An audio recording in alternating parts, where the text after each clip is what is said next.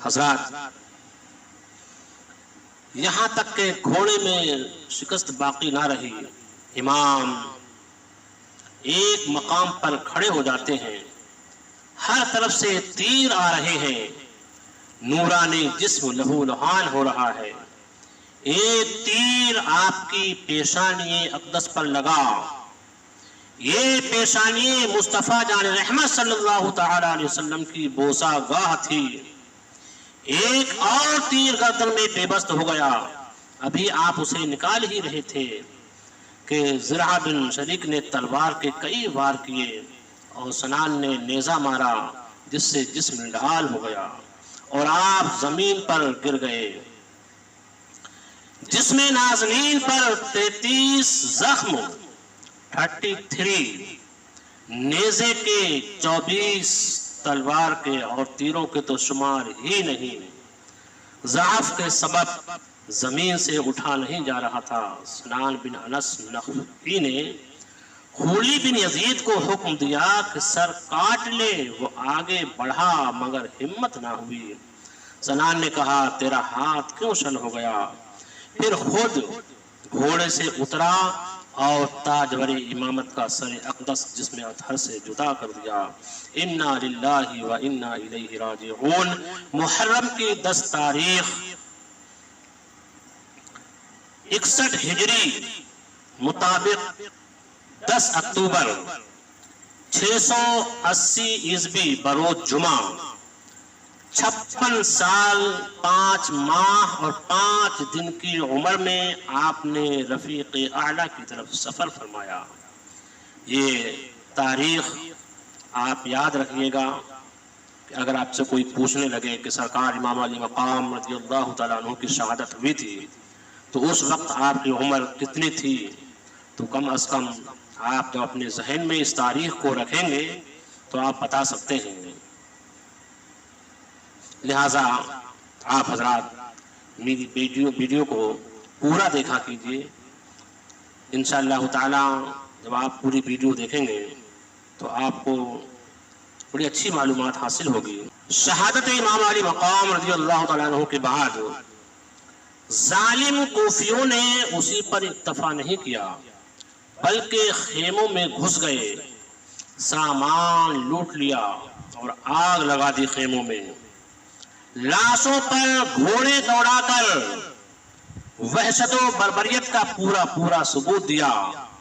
اس طرح 2 محرم کو اترنے والا قافلہ اپنے میزبانوں کے ہاتھوں بالکل اتر چکا تھا، اور اولاد رسول کے خیموں کے پاس سے ایک صاحب فرماتے ہیں کہ جب میں گزرا،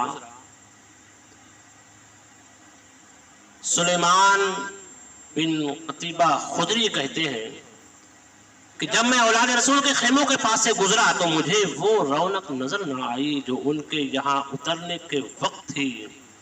یہ تو لوگوں کے حامی و ناصر تھے اور اب خود مظلوم بن کر رہ گئے ہیں۔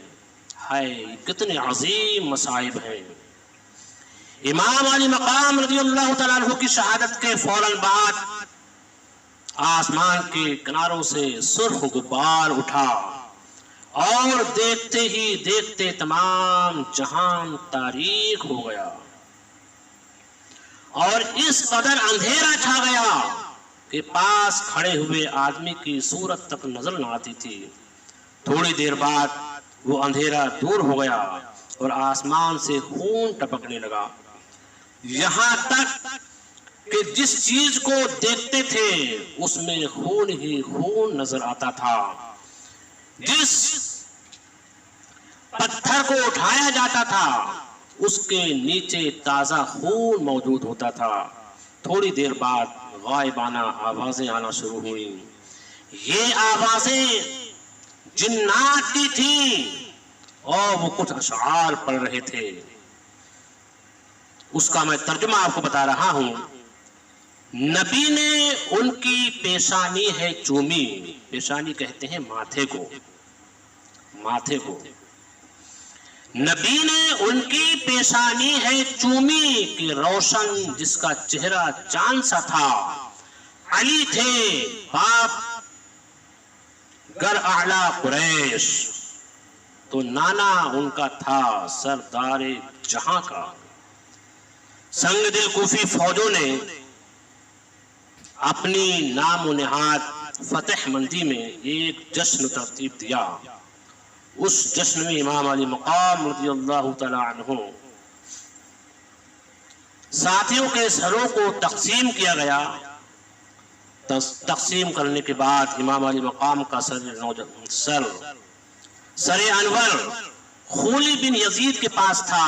آپ کا عمامہ عمر بن یزید نے لیا، چادر یزید بن سعد نے، زرہ اور انگوٹھی سنان بن نخعی نے، ذوالفقار مالک بن شبیر نے، قمیص یحییٰ بن کعب نے، اور بقیہ لباس نعلین مبارک مالک بن قندیہ کے ہاتھ آیا۔ تقسیم کے بعد اعلان ہوا کہ تمام سروں کو نیزوں پر چڑھایا جائے۔ کاروان نبوت کے ان صابر کا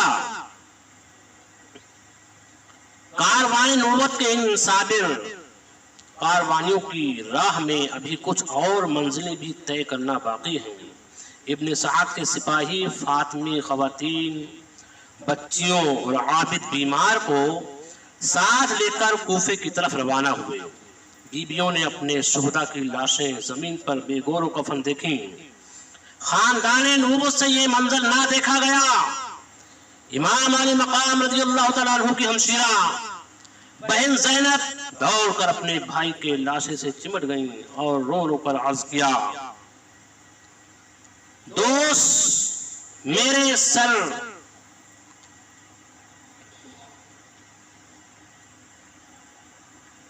ایک شاعر نے کہا، کون شبیر وہ جس کا نانا نبی، جس کی ماں فاطمہ، جس کا بابا علی، خاک پر پائے گھوڑوں سے کچلا ہوا اس کا لاشا پڑا آج کی رات ہے، اس کا لاشا پڑا آج کی رات ہے۔ اور کس کا سر لے چلے تن سے کر کے جدا، کس کا سر لے چلے تن سے کر کے جدا، جس میں اطہر تڑپتا ہوا رہ گیا، لب پہ شبیر کے نیزہ شام پر الوداع الوداع آج کی رات ہے۔ شہداء کے سروں کو اٹھائے ہوئے یہ لشکر خوشیاں مناتا ہوا واپس کوفہ آ رہا تھا۔ ابھی زیادہ دور نہیں جا سکے تھے کہ سامنے ہوا میں ایک ہاتھ نظر آیا جس پر یہ لکھا ہوا تھا، جس کا میں ترجمہ آپ کو بتا رہا ہوں، جس قوم نے حسین کو قتل کیا کیا اس کے نانا کی شفاعت کی امید رکھ سکتی ہے؟ ترمذی شریف میں جلد ثانی میں ایک عورت کہتی ہے کہ میں محرم کی 10 تاریخ کو مدینہ طیبہ میں ام المؤمنین حضرت ام سلمہ رضی اللہ تعالیٰ عنہ کی خدمت میں حاضر ہوئی، دیکھا کہ آپ رو رہی ہیں۔ میں نے رونے کی وجہ دریافت کی تو ام المؤمنین نے فرمایا، میں نے ابھی خواب دیکھا ہے کہ اللہ کے پیارے حبیب سرکار دو عالم صلی اللہ تعالی علیہ وسلم کے سر انور ریش مبارک پر گرد و غبار ہے۔ میں نے عرض کیا، یا رسول اللہ یہ کیا بات ہے؟ تو آپ نے فرمایا، میں ابھی کربلا سے آ رہا ہوں، آج میرے حسین کو قتل کر دیا گیا ہے، شہید کر دیا گیا ہے۔